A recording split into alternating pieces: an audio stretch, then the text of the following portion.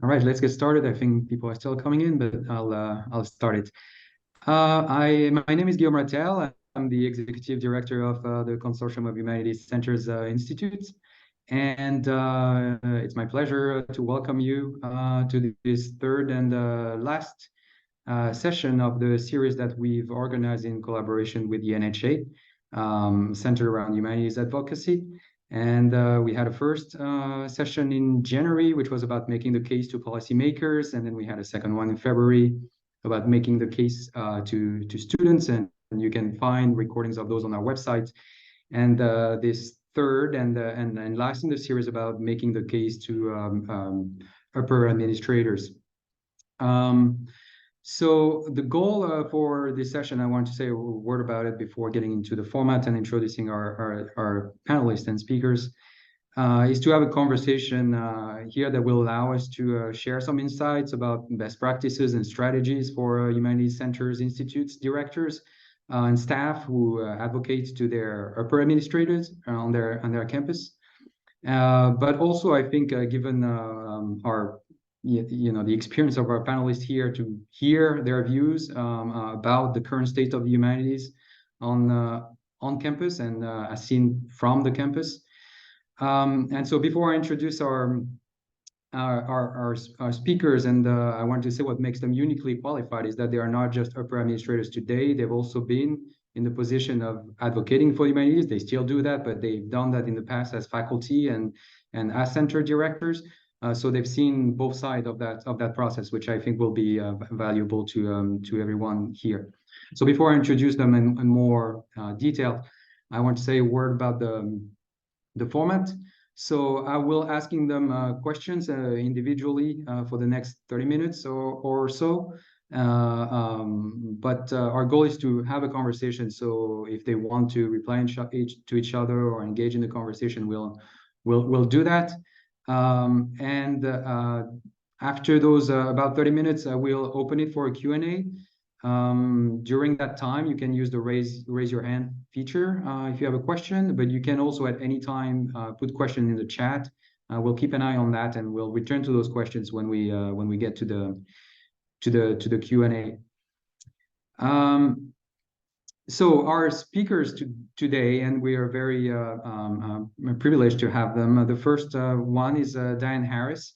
And I'll keep those introductions short because many of you will know already those speakers well and be familiar with them. But so Diane Harris is the Dean of the College of Art and Sciences at the University of Washington. And many of you will know her from a role as a founder of the Humanities Without Walls Consortium. She was also a senior program officer for the higher learning program at the Mellon Foundation. Or you will know her as a scholar and historian of the built environment.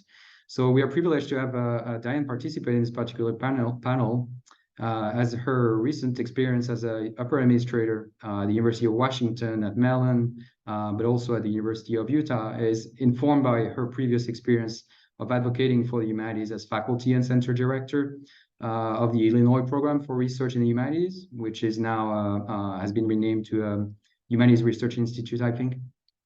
So thank you, Diane, for joining us. Our second speaker is Lynn Pasquarella, and she is the president of the American Association of Colleges and Universities. Her experience as an upper administrator extends beyond her appointment to this role in 2016, as she was formerly the president of Mount Holyoke College, the provost of the University of Hartford, the vice provost for academic affairs, and dean of graduate school at the University of Rhode Island. Lynn has received numerous awards and honors throughout her career, and she served on the boards of several organizations, including the National Humanities for the Humanities. Like our two panelists, Lynn is also a humanist and a strong advocate for liberal educations and the humanities. And she's a philosopher who has written extensively on medical ethics, metaphysics, public policy, and the philosophy of law. And so we are truly grateful that she accepted our invitation, and it is our great pleasure to have her participate in this panel. And our last panelist will be familiar to many of you, as Sarah Geyer is the immediate past president of CHCI, a role she assumed in 2016. until she was appointed, actually a little after she was appointed for a little while, as Dean of Arts and Humanities at the University of California, Berkeley, in 2021. Before coming to Berkeley, Sarah was professor of English and Jewish Studies at the University of Wisconsin-Madison, where she also led the Center for Humanities for more than a decade, during which she established new programs for faculty research, graduate fellowships, and curricula for public humanities, among many other initiatives. I worked with Sarah during those years, and it has been my privilege to witness directly what advocacy for the humanities could and should look like. And so I'd be very interested in hearing her thoughts today on today's topic, now that she has also been advocated to, so to speak, on a different campus. So my first question to get us started is for Diane Harris. In preparing for this workshop, we talked a bit, and she mentioned that she had been part of a panel of a fairly similar topic I think it was advocating for humanities research at the time, the annual meeting, 2016 annual meeting of the NHA. And so I think what would be interested to get us started is that obviously a lot has changed in 2016 on and off campus. And so my question is, how would you say that the need to advocate for the humanities to upper administrators has changed in the last 6-7 years since that first panel took place? Yeah, thank you, Guillaume, and thanks for having me here, and greetings to all of you Humanities Center directors. It's nice to be back with the CHCI folks for a bit today. So yeah, it was 2016, and it was at the day. It was during the National Humanities Alliance Advocacy Day meeting, and it was the day before we all went out onto the Hill. And so very apt to be talking about advocating for the humanities. And I would say that, it's interesting to think about what's changed in the 7 years since then. A lot has changed and a lot hasn't changed. And, I don't think I need to tell this group about all the things that have changed. You know those things as well as anyone else. But what was interesting is I pulled out my notes from what I presented that day. And I'd say that what I shared with the group fell into sort of three broad categories that actually overlap with each other. One was the need to do specific kinds of cultural work on campuses. One was the need to do specific kinds of educational work, and then a kind of political work that happens both on campuses and beyond. And so I talked with the group about a range of different kinds of advocacy in the cultural realm. And so the cultural work was basically, how do you help administrators on a campus who may be in fields that are far from the humanities, and those what it was kind of interesting, because what I started out, my very first comment to the group was that I kind of laid it out as a set of aphorisms that were intended to help deans and center directors and faculty advocate for the humanities. And I said the very first thing was, every university seems to have an engineering president, chancellor, provost, or vice chancellor for research. And I don't think that that's as true as it once was, but it was certainly true for a lot of the research universities that I knew of, and of those that I'd been in. And what I really meant by that was that it's often the case, especially in the context of research universities, much less so in the context of, say, liberal arts colleges, that the folks that you're going to need to be advocating to are not from the humanities. And I even 3 times had a chancellor ask me at Illinois, what are the humanities? 3 different chancellors in rather short succession.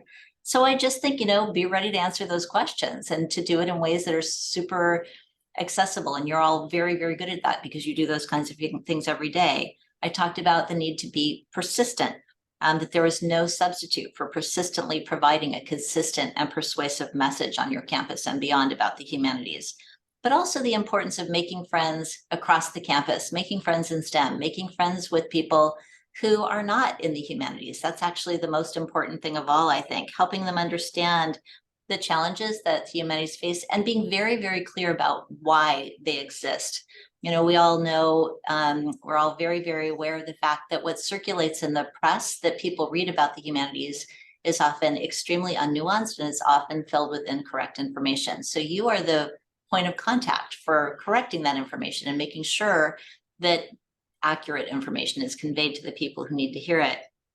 Finding common ground with those people, inviting them for coffee, talking about their work and talking about yours, and helping them understand that there are all kinds of opportunities for collaboration, and that basically, things aren't so far apart, focusing on what you have in common and what not on what divides you on a campus, that there's a shared commitment to excellence, to creative inquiry, that there's a desire for institutional success that everybody shares, right? That there is a lot that we all held in common. Then there was the educating leaders part. And I don't think this has changed all that much, but helping administrators on a campus understand what kinds of funding are available for the humanities. One of the things that I found over and over was that provosts and vice chancellors or vice provosts for research and presidents often don't really understand that the kind of funding that's available for the humanities and the amounts that exist are different in kind and amount than those that exist for the sciences. And one would think that they would know that, and they may know that sort of broadly and in the abstract, but helping them understand how the NEH, for example, is funded versus the NSF or NIH, giving them dollar amounts and showing how competitive it is for faculty to get an NEH fellowship. Those are things that seem very obvious probably to everyone on this screen, and they're actually not always obvious to people in those positions who are in STEM fields. So making sure that you can help people understand that in real dollar amounts, and even throwing in some private foundations for good measure, and sort of saying, we know that roughly this amount is what this X funder pushes out a year to support the humanities, can help your administrators on campus see that it's not that folks in the humanities don't care to be grants active. It's not that they are not doing research, but that the dollar amounts are simply so much smaller than what's out there, and the opportunities are just not as robust as they are for folks in STEM. So, finding ways to make those points in a compelling way. And then talking about infrastructure building, I think, that was another thing that I focused on in that talk in 2016. And I don't think this has changed at all, actually. It's probably one of the things that I would say humanities center directors are the best position to advocate for, is a conversation about what kind of infrastructure is needed to support humanities faculty in their work. And that infrastructure is human beings who can help with grants administration and grant writing. It's the apparatus that would help with pre-award and post-award when that needs to be done. It's having people who can read drafts of applications, right? So, and then of course it's funding. Critically, it's funding. So that was a piece of what I shared, and I don't think that's changed at all. And then I would say, on the political side, the lobbying work that NHA needs everybody to do, that's the kind of advocacy that you take outside your campus, but the same message that you learn when you go to DC and do that advocacy work is a message that will be compelling on your campus as well. So I would say that, I don't want to go on too long because I know we have a lot to share here, but I would say that those were the kinds of points that I was sharing in 2016, and I don't think that those things have changed substantially. What I think has changed on, that makes the work more challenging now, and depending on where you are, you're going to know this and feel it very, very deeply. It's the political landscape in which we're operating, and so it's one thing to advocate for the humanities here at UW. It's another thing to advocate for them in a public university right now in Texas or Florida or in other states that have inflections, variations of that going on. So I'm going to stop there and hope that serves as some kind of an introduction, and let us move on. I'm sure we can return to some of these things in a bit. Yeah, I'm sure we'll return to some of this. I want to follow up though on one thing that you mentioned and build on that with a question for Sarah. That you mentioned being asked by chancellors to explain what the humanities were. I want to ask Sarah if she can explain to us what a humanities center is, and what I mean by that is among those things that have not changed that much in the last few years. Is I think something that I've heard you talk about, which is the humanities centers as a project, and I'd like to hear from you how defining the humanities center and that project can be or is something that you can use to advocate for the humanities on the campus. Yeah, absolutely. Thanks, Guillaume. And it was great to hear what you just said, Diane. So one of the things that always has struck me about humanities centers, and one of the things that I think makes humanities centers both and institutes both so exciting and also such an incredible resource, is that on the one hand, they have a clear institutional location at hundreds of universities across the United States and even more around the world. They're not subterranean, short-term, temporary projects, but they're part of the core of the institution, and they're identified in that way. At the same time, humanities centers and institutes have tremendous freedom. In most cases, they don't have a single pre-articulated research project. They're not focused on a particular region. So many of the other area study centers or some of the centers in STEM will be focused on questions of genomics or questions having to do with East Asia or Europe. But humanities centers have tremendous flexibility and freedom, and while still holding an institutional position. So what I think humanities centers and directors and executive committees and associate directors are in a position to be able to do is really frame questions, elevate ideas, and can do that in a lot of different ways. Humanities centers can bring highly scholarly, technical, theoretical, really intellectual work to light and to audiences that wouldn't otherwise have access to them. They also can show how humanities research is done. They can show why any question, every question could be, or every topic could be a humanities question. And kind of building on something Diane said about making friends around campus, which I think is so important.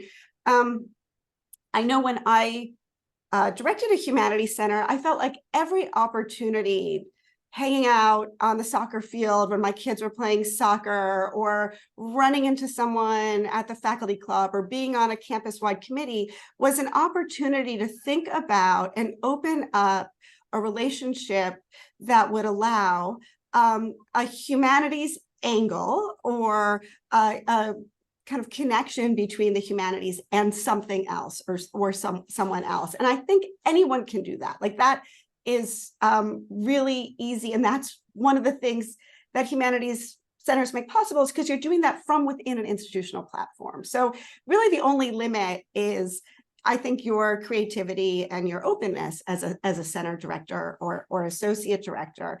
And that's so different from what a department chair has to do, or what a dean has to do, or what a provost has to do.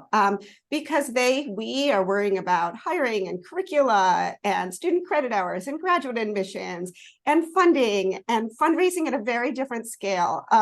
Most humanities projects can work in the millions, or they can work in the single dollars, depending on what you can persuade other people to do. And that's also part of the flexibility. And usually, at least I found, I was always working at both scales. So you're working on bringing people you already know, whose offices are in buildings near to yours, together to have a conversation that's opening up how people think about AI in the humanities, or how people think about US-China relations.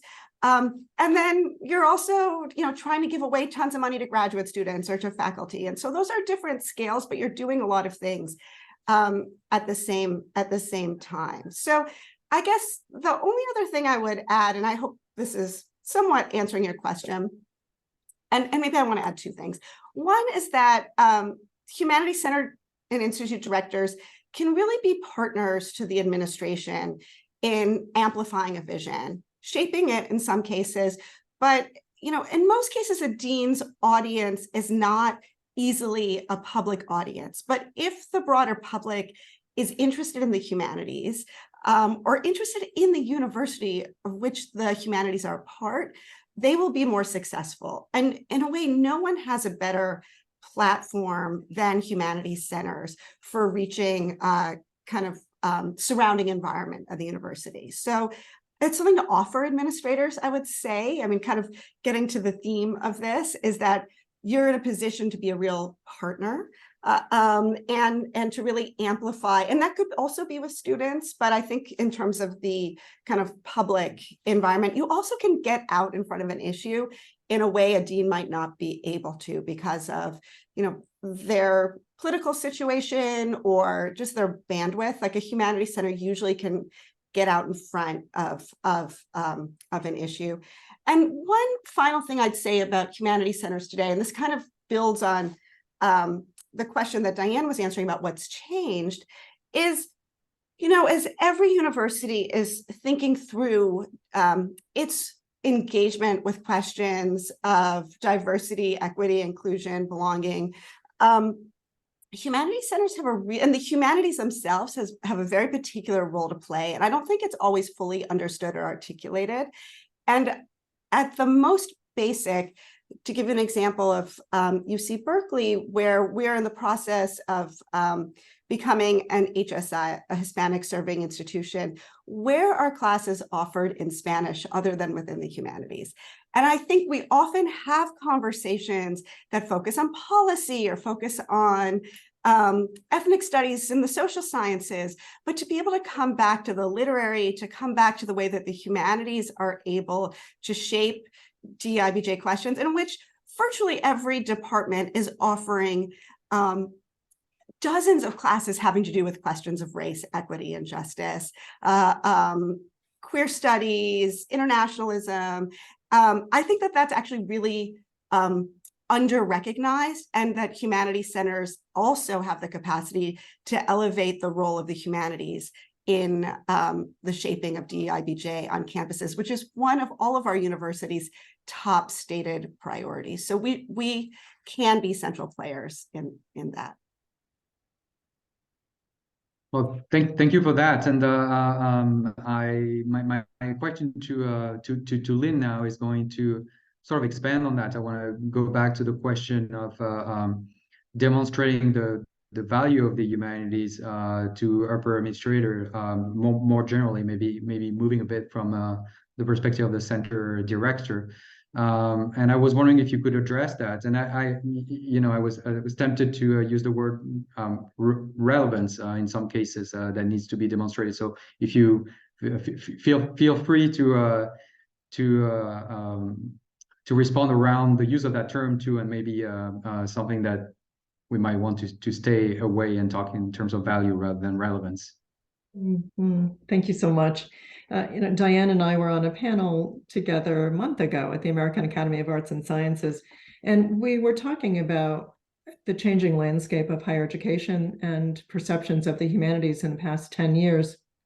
And certainly the politicization of higher education and the polarization and partisanship that is flourishing right now has called into question the value of higher education in general, but liberal education in particular. And it's one in which the humanities are viewed as a mere luxury, as equated with the ivory tower, a willful disconnect from the practical matters of everyday life. And yet, as Sarah points out, the work of the humanities is more important than ever as we look at the kinds of problems that emerge from the worst global pandemic in more than a century. We recognize that scientific advancements alone weren't going to help us grapple with those most fundamental questions of human existence. Can I find meaning and purpose given the inevitability of death? Should I risk my life as a healthcare worker to go into an institution to try to save someone's life without proper protective equipment? The kinds of ethical, legal, social issues that emerge from COVID-19 are issues that are addressed by the humanities, not the sciences. And so we need to recognize that COVID-19 was emblematic of the kinds of wicked problems and grand challenges that we'll be facing in the future. And it is our responsibility to make them central to education on our campuses and in our communities. We know that humanities education can help people to engage in moral imagination, imagining what it's like to be in the shoes of another different from oneself, and bring people together around their shared values. We know that more than ever, as we're facing a loss of trust in higher education, that we need to demonstrate the ways in which our institutions are serving as anchors in our communities, illustrating the extent to which our well-being is inextricably linked to the psychological, social, educational health, economic well-being of those in the communities in which we're located and those we seek to serve. We also know that our students and society as a whole is struggling with skyrocketing mental health issues. The humanities can help people find that sense of meaning and purpose for themselves and in their communities. And we also know from years of research we've done at AAC&U, the ways in which the humanities, contrary to this false narrative that's been created, will help people thrive in the workforce. Since 2007, AAC&U has done employer surveys asking employers what they're most looking for in college graduates. And consistently, employers cite the skills and competencies and dispositions central to the humanities, and the capacity to write, speak, and think with precision, coherence, and clarity, anticipate and respond to objections, to speak across differences, work on diverse teams, to imagine the possibility that some of their most fundamentally held beliefs might actually be mistaken. And this is something that we need to encourage in our students through their work in humanities courses, through the centers, and recognize that workforce preparedness alone isn't enough, that we have to align a sense of meaning and purpose with those skills and competencies that are going to carry them into their first jobs and into their careers, because we know from surveys like the Bates-Gallup study that there's a very small percentage of students who report being satisfied with the meaning and purpose in their jobs. And so as we look at preparing students to thrive in work, citizenship, and life, the humanities is at the forefront of each of these goals. And it gets back to the democratic purposes of higher education and our nation's historic mission of educating for democracy, which cannot be done without foregrounding the humanities.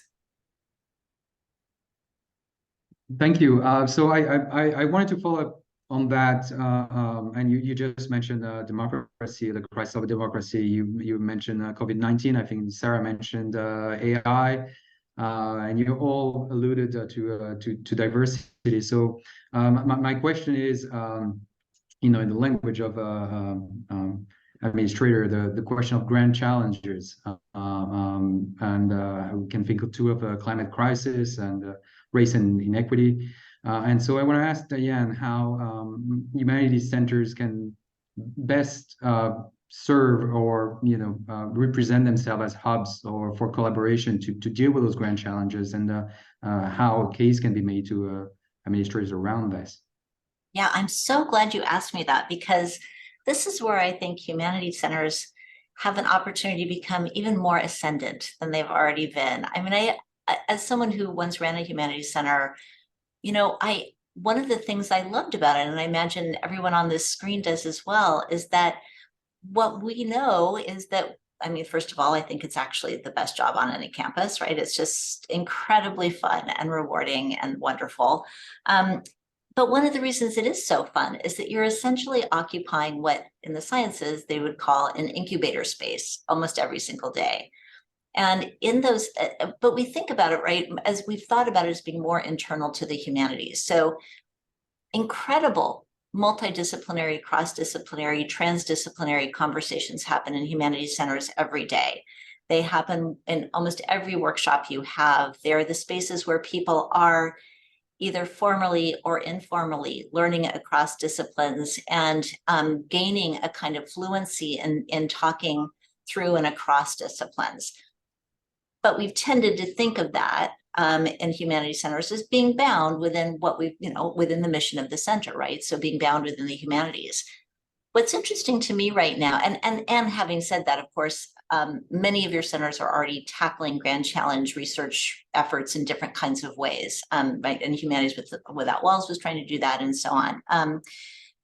What's interesting to me right now, and I would bet that almost all of your campuses are engaged in this, is that everybody's trying to find a way, whether in small colleges or large universities or regional publics, to do deeply cross-disciplinary collaboration around Grand Challenge topics that in my institution, would be probably like those at yours. So, we spent a year identifying the same topics that you all will have identified as Grand Challenge topics. So climate crisis, race and equity, democracy, all those things. And of course, part of it is in institutions like mine, an effort also to try to find funders who will make very, very large gifts now that will permit this kind of collaboration across disciplines to take on these Grand Challenge topics. But the truth is, humanities centers have been doing this in a very specific way for a long time. And so when I say I think it's a moment for even greater ascendancy, humanities centers have something to teach the rest of the university about how to do this work. We already know, humanities center directors already know how to convene groups of people from different perspectives, different levels of and kinds of expertise, to bring together students with faculty and to have incredibly robust conversations to generate projects together. Most campuses I know of, and if you have them, bless you, I wish we had one, don't have incubator spaces. We don't tend to have sort of neutral ground where people can come together and spend time collaborating in deeply creative ways that are also sustained ways. We talk about it, and there is a difference between meeting in someone's department conference room or their office and meeting in the neutral ground of a center that is meant specifically to stimulate that kind of work, to incubate new ideas and to help people collaborate. So to my mind, humanities centers are perfectly positioned to take on this next level work if you're not already doing it, and you may be. And I think it kind of connects back to what I was saying earlier and that Sarah picked up on about making friends in STEM. Maybe obviously everybody has their defined budgets, they have their defined missions, but maybe it's time for humanities centers also, in an even greater way than they're already doing, to think about stepping into this new space of what it would mean to be not just a center, but an incubator space, a space for free collaboration, a space for taking the lead from the humanities side to bring in the scientists and say, show them what the humanities have to offer, lead with the work that humanities faculty are doing in Grand Challenge spaces, because there's so many people doing such incredible work. I think, one of the things that we talked about or touched on at the meeting that Lynn and I attended a few weeks ago was, how would we engage faculty from the humanities more in, actually, was it that, I've been at two meetings. I think it was actually not that meeting, it was a different one. But we were talking about how we would get humanities faculty engaged more in big Grand Challenge grants that go beyond what a lot of our humanities, at least federal funders, can facilitate. And there's always this question, right, of, well, humanities faculty don't want to be brought along on someone else's STEM grant. How do we get around that, right? We have to get past that. The challenges we're facing are too great, and humanities faculty have too much expertise to let that be the question that prevents us from engaging across disciplines now. So this is where I think, again, humanities center directors can really lead the way. They can be engaging in conversation about that with funders, with vice presidents for research, and just getting out in front of that. We really cannot stay stuck in that loop of not engaging in multidisciplinary collaborations and Grand Challenge topics just because we don't want to be, sort of the brought along because the grant said we had to. We have to get out of that. And I think centers are perfectly positioned to do that work. Thank you. Something that you just touched on, and I think Sarah did too, and you're careful to say, in an institution like mine. And I think my question is that for a lot of people who are here, who are not necessarily at an R1 or very large universities, or this kind of collaboration is not happening. It's not, part of what is done at their institution. So I was wondering if Sarah, if you could talk about how, in your experience, institutions that have different structures, such as reporting to a dean or to a provost or an associate dean, or public versus private, an arts and science college versus an arts and humanities, how does that impact, in your view, the work that you can do and how you do it to advocate for humanities on your campus? Yeah, thanks, Guillaume. So all of that said, I have spent the past 25 years at large public universities, starting from when I was a graduate student. I was an undergraduate at a private college, so I have a kind of whisper of what that was about. And I was a grad student briefly in the UK, where there was a strong center culture. So I have a little bit of a sense of what was going on there. And the centers were really graduate programs in many ways, but very much conveners. I'll go anecdotal for a minute, which is when I was at the University of Wisconsin, and I was directing the Humanities Center.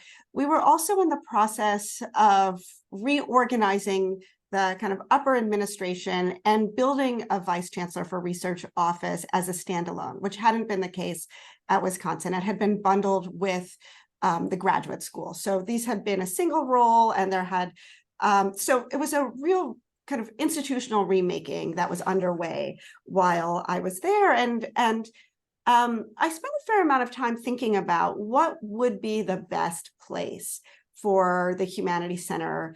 Where should the Humanities Center fit within this organization? Who should we report to? Should we be part of a college, or there were humanists outside of the college? There are humanists in the School of Pharmacy. There are humanists in the medical school.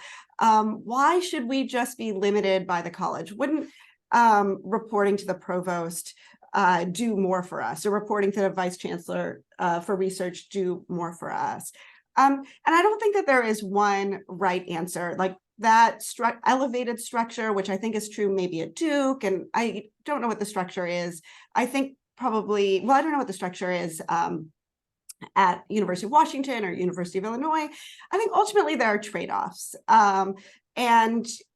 So what I would recommend to whoever is directing a humanities center or serving as an associate director is to really understand your institution and where you can have play in the institution. So sometimes the limit of reporting to a vice chancellor for research is you're really lonely because you are the only humanities organization or one of the very few humanities organizations within this very large, possibly well-funded, heavily federal grant-funded organization. And so what you're doing might never get traction in the way it might if you were reporting within your own college, let's say. So really, I think the institutional specificity means that there are differences, but identifying those differences and figuring out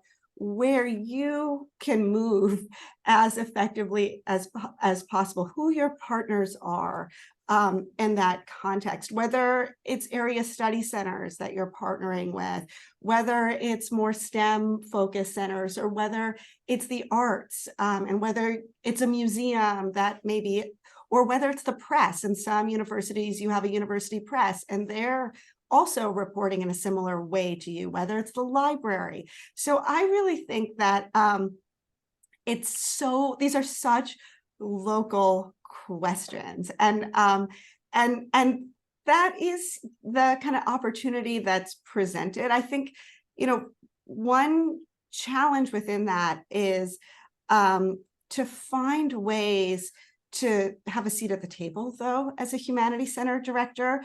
And there's so many ways that you can do that. You can be on search committees for high-level senior administrators, which is both how you will make new friends hear what the big topics are and help shape them.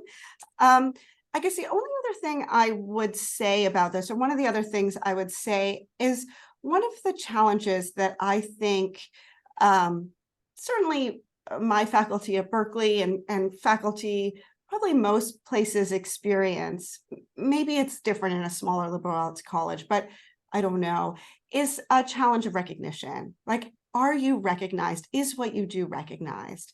And so these institutional configurations are also opportunities to make sure that the research that humanists are doing is recognizable. And that doesn't mean that it always has to be translated. That doesn't mean that it always has to be public facing. That doesn't mean that it even always has to be focused on grand challenges, although sometimes it could and should be.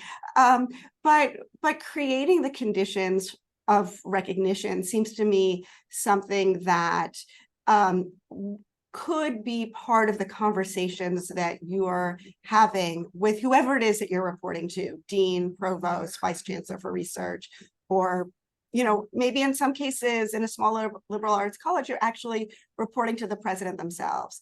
And I think understanding how advocacy is inextricably tied to recognition, and the recognition of your faculty and students seems to me tremendously important. Thank you. To complete that answer, actually, we do have here Lynn. Maybe can address more directly the question of liberal arts college and smaller universities, not just because you've been in positions of leadership at institutions of that kind, but also because I assume that a great part of the membership of the organization is smaller colleges and smaller universities and liberal arts colleges. And but being mindful of what Sarah just said, that it's always about the local, also take that into consideration, as I assume that doing that work on the East Coast or in California is not the same as at a small university in Florida today or in Texas. Yes, that's certainly the case. And I think we have to acknowledge the threat, the existential threat to the work that we're doing in many of our humanities centers by legislative overreach that's proscribing the discussion of divisive concepts or LGBTQ plus issues, reproductive rights. So we have to advocate for the humanities in ways that don't put our colleagues at risk, and yet are meeting the standards of integrity that are required of us and fulfilling our mission.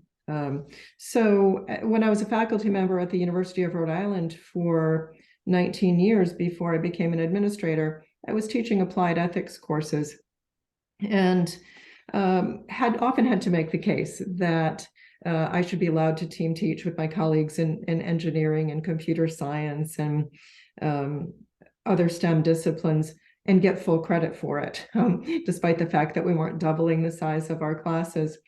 And the argument that I presented is similar to the argument that resulted from the consensus report of the National Academies, branches from the same tree. And I sat on that commission, and it was looking at the extent to which the integration of the arts and humanities with STEM would create better outcomes for students. And the report concluded that in a world in which science and technology are major drivers of social change, then historical, ethical, aesthetic, cultural competencies are more critical than ever.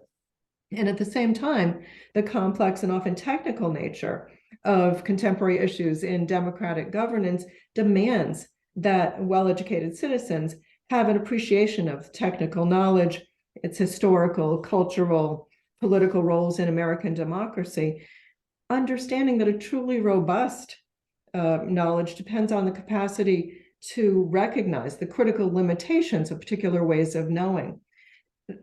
Every day in my role as president of AAC&U, we argue for integrative applied learning that breaks down disciplinary silos and allows students to connect what they're learning across disciplines from their first to their final semester. This is an education that's mandated for the 21st century, and to meet, indeed, the equity mandate before us, to engage students in high-impact practices, solving problems that matter to them and to society in the context of the workforce, not apart from it.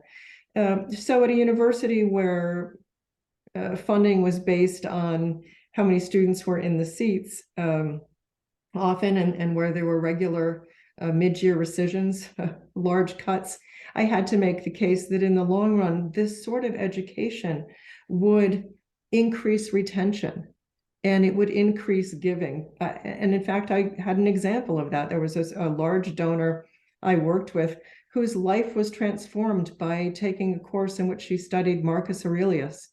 She was one of the highest ranking women in the military, but she said that course changed her life. And so that's a pretty compelling argument to say that the humanities do change people's lives, and it will help us meet the bottom line.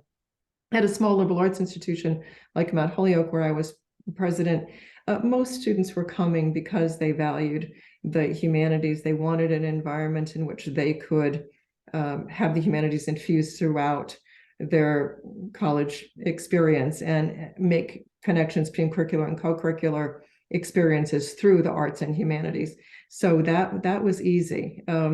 There were no faculty on campus who said, let's get rid of the humanities. And so there are very different circumstances under which you're advocating for the humanities today. Thank you. So we have a little less than 15 minutes left. And so for maybe very specific now and local questions, I'd like to turn it to the audience. So if you would like to ask questions to our panelists, so please use either the chat or raise your hand. And in the meantime, as because I don't see any question in the chat, so as we're waiting to for a question from the audience, I was wondering if the three of you had questions for each other based on what you just heard. You know, I was going to say one other thing that occurred to me about Humanities Center directors is, and I don't know if this is true for you, Diane, but I look around and I'm the only humanist, other than our university chancellor, the only humanist who's a dean, but there are about 6 STEM deans. And so the Humanities Center directors, while not deans and while not serving in upper administration, do have a particular role, given that the ecosystem, just because they're colleges of chemistry and computer science and everything else under the sun, data science, engineering, have a particular role to play within a campus ecosystem. So I just wanted to offer that as a way of really elevating and inviting directors to have a role on campus in partnership with their deans and provosts.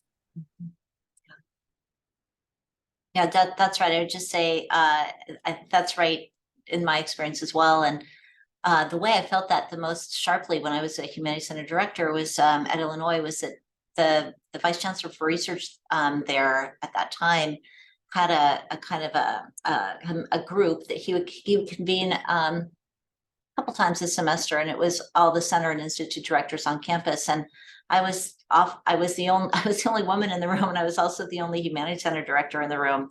And when you mentioned, Sarah, the importance of being at the table, it felt so important to be at that table.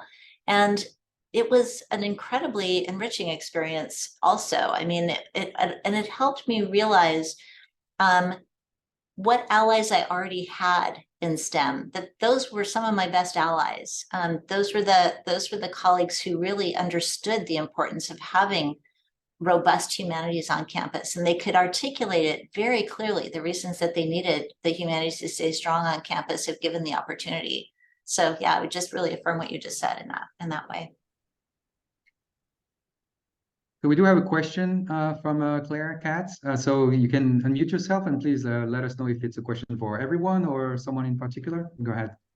I think for everyone, but maybe in particular, Lynn Pascarilla, because of the comments that she was making about the way that we teach in the humanities and what employers claim to want and the alignment with that. But what I was going to ask is, I absolutely completely agree with you. I am a philosophy professor. I run a 1-week philosophy camp for teens and tweens, and parents send them, for just that reason. But sometimes it feels like the evidence is just mounting and they can see it, but they're just not paying attention to it. So, I mean, I think about the ways in which, certain kinds of philosophy pedagogy have been used to transform literacy and used to transform cognitive skills, but the schools will not take, it's not even a leap of faith. I mean, the evidence is there, but they just keep going back to, gosh, if only we knew how to, do literacy better, if only we knew how to improve cognitive scores. Well, philosophy is one of those things that can do that, and a certain kind of pedagogy can help you. Gosh, if only we knew how to do that. And then the businesses are saying over and over and over again that these are the skills that they want. And then, I mean, I don't mean to single out philosophy, but of course I'm a philosophy professor, so I'm going to, that we do this also in conjunction with, literature and English and so forth. But it feels like the employers know this, we know this, but there's this gap in the middle. And I guess I just keep wondering, how much more evidence do we need? Like, I'm looking at the question that's in the chat. How many more reports do we need? How much more do we need to do to establish this? It feels more like somebody just needs to start listening, and I don't know how to bridge that. Does that make any sense? It certainly makes sense. And I think the best thing we can do is to be as visible as possible within our communities, both on campus and off campus. I mentioned at the meeting Diane and I attended that I taught philosophy for children to second graders, and in a school that was 100% students of color.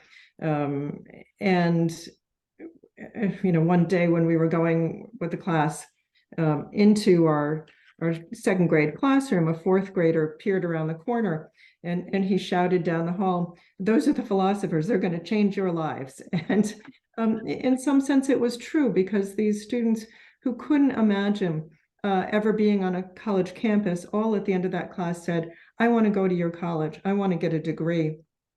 So we need to keep telling those stories to our legislators, to our community members. And the question about community college in the chat is so important. We have seen a nearly 40% decline in community college enrollment, which has reached its lowest point in 10 years. There are a variety of reasons for that. The growing mistrust in higher education, the idea that a college degree is no longer worth the investment. But there are some wonderful models for using the humanities to retain students. Austin Community College has a course where the humanities are infused in first year, and they have seen a 98% retention rate from first to second semester and long-term retention. And so those are the models that we need to, again, showcase and hold up as necessary to fulfilling our promise to our students. Yeah. Could I pick up on that as well, on the community college question? Because I think it's such an important question. When I was at Mellon, I kind of inherited what Mariette Westermann started, a wonderful program called the Community College University Partnership. And it was meant to create a set of experiments that would help do a few things. I mean, we knew that, something like 86% of students at two-year colleges say they want to transfer and get a four-year degree, and something like only 13% actually do so. But we also know that many, many, many more community college students say they want to major in the humanities than we find in entering students at four-year institutions. And so a question that Mellon was working on was, how could we improve the transfer pathway and student success once they get to the four-year institution by thinking about the humanities in the ways that Lynn was just describing. And then also, how could we help them hold on to that interest, right? And so there are, I think when I left the foundation, there were 16 partnerships, all very interesting, fascinating partnerships, experimenting exactly with the kinds of questions that you're asking here, and looking at the ways the humanities can be critical to helping students make that successful transfer and succeed once they get to the four-year, and then stay in the humanities if that's what they wish to do, and see a good pathway for themselves. And it included a lot of in some places, some very basic work with just improving articulation agreements, and in some instances, looking at really interesting ways to bring student success advocates in, and internship opportunities and advising opportunities and summer opportunities with some really interesting work. So I'm not sure what's published about that or where you can find out much about it yet online, but certainly reaching out to some of the institutions, and CUNY system was involved. You can reach out to me and I can at least tell you who some of the partners are, and you could reach out to them, but and I'm happy to answer that. But I think there's a huge role here for two-year colleges and humanists on those campuses to engage in. Sarah, I saw you nodding while Diane was speaking, and I see that you replied to Christopher in the chat too. Do you want to say something there? Well, only that, and I didn't know this before I took on this role, that a third of Berkeley admits are transfer students. And I don't think my numbers are wrong, but somewhere like 25 to 32% of humanities majors are also transfer students.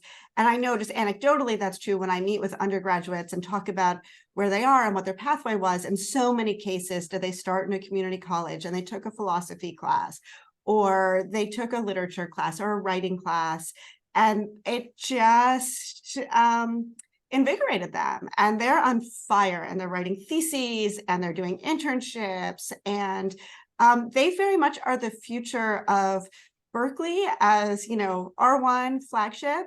But it started in community colleges. But I actually think, to Lynn's initial point, that the decline of enrollments is actually having an effect on our own enrollments, because we do have this commitment, and there just aren't as many students who start in community colleges as there were 5 years ago. And maybe the post-COVID moment will, as we really come through the pandemic and the rearrangements that are still underway, it's possible that that we'll be able to get back to those numbers for sure. So I think there you alluded to answers to Christina's question as well in the chat, but I want to make sure if you want to address that more directly. And it was kind of where the question from Claire was going as well. But I'll just read her question. She said, "Thank you so much for these wonderful insights. What advice do you have for presenting ROIs to VPRIs, which is Vice President for Research and Innovations, and for using specific data to show impact in annual periodic applications for funding our annual reports?" Do you have any advice or insights on that? Christina, I don't know where you're coming from, and I should, because I feel like you've been part of CHCI for a while, and I can't remember what institution you're coming from. Okay, so from VCU, and my public universities have a lot of data available, and so you as someone working in a humanities center might not have it at your fingertips. So finding out who has access to data about enrollments, about courses. So I mean, that's one category of data. If you're doing events, if the people who participate in your programs go on to get other grants, having a process for follow-up and to be able to track your own people and your own participants is certainly important. I mean, events have really changed, obviously, but being able to and I don't know how many events you do as part of what your mission is, but being able to track attendance and where that attendance is coming from, whether it's undergraduates, whether it's non-university affiliates, is I think certainly important. And then being able to show outcomes for mini grants that you give, or for working groups that you support. And the outcomes don't always have to be like they got $1 million grant as an outcome of this conversation, but a graduate fellowship came out of it from the ACLS, or someone published a book that they wouldn't have published otherwise. So I think thinking broadly about what humanities outcomes are. And in terms of data, I think it's okay for us to define what we think data is, for humanists to decide what's important. We don't always have to have the outcomes that are visible in the School of Engineering. We have to have the outcomes, I think, that are most important for us, and identify them and measure those in the way that we want them measured. I don't know if Diane or Lynn have other ideas about this, but I always want humanists to be able to manage their own metrics. Yeah, I mean, I think that's absolutely right. And this is really resonant for me because we're working right now in the College of Arts and Sciences on the development of a values enacted framework for the whole college that we've been collaborating on with the Humetrics team. And it's been really exciting. And one of the things that is important to me in that work is that we find ways through that framework to identify for the university what we really care about and how we want to reward what we really value and really care about, and to be super, super clear about that. And it's really hard, I think, for the campus to understand that at some level. We have a lot of work to do to help some folks on our campus really deeply understand that better. But I think what you said, Sarah, is absolutely right, that I don't think as faculty generally, and certainly people who are in leadership roles on campuses, need to just accept the values that are handed to us in terms of what we measure and what we reward and how we value things. And so, it's maybe your campus is a subscriber to academic analytics, and that privileges very specific kinds of metrics. And there are values deeply embedded in that go unarticulated and that are, to my mind, often quite problematic. And I think that it's really important for people in the humanities to take control of that and to not just accept numbers. I think Sarah hosted a wonderful CHCI conference in 2015 that was about the importance of narrative along with numbers. And we are really, really good at helping people understand that narrative is its own kind of data. And so, yeah, I would just really, really affirm what Sarah was saying in that way. So we are at time, and I think we've covered a lot, from metrics in annual reports to grand challenges. So it's everything I could have hoped for, covering both ends of what advocacy for humanities on campus and to administrators could be.